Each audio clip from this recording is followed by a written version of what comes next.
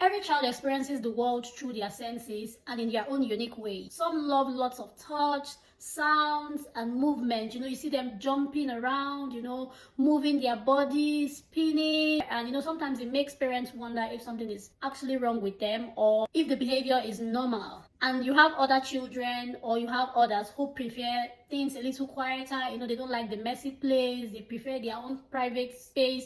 They don't jump around. You just see them always quiet. And I tell you, parents still wonder. Some parents still feel like, oh, something is wrong. I mean, these are two different things. These are two different kind of children. So what you need to understand about both behaviors is that the first is a sensory seeking behavior, while the second is not. And here is the thing.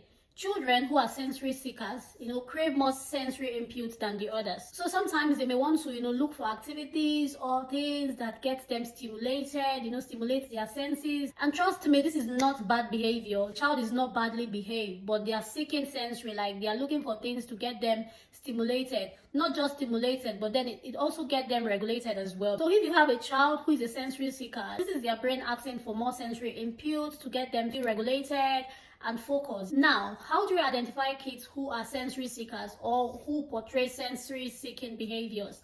When you talk about sensory, you're also talking about their senses. You talk about touching, hearing, smelling, sight, tasting, and also first you want to look at touch. It could be that they love messy plays or frequently touching things. This is one of the characteristics or one of the things you will notice. And then you want to look at movement. They are constantly moving, spinning, climbing, fidgeting.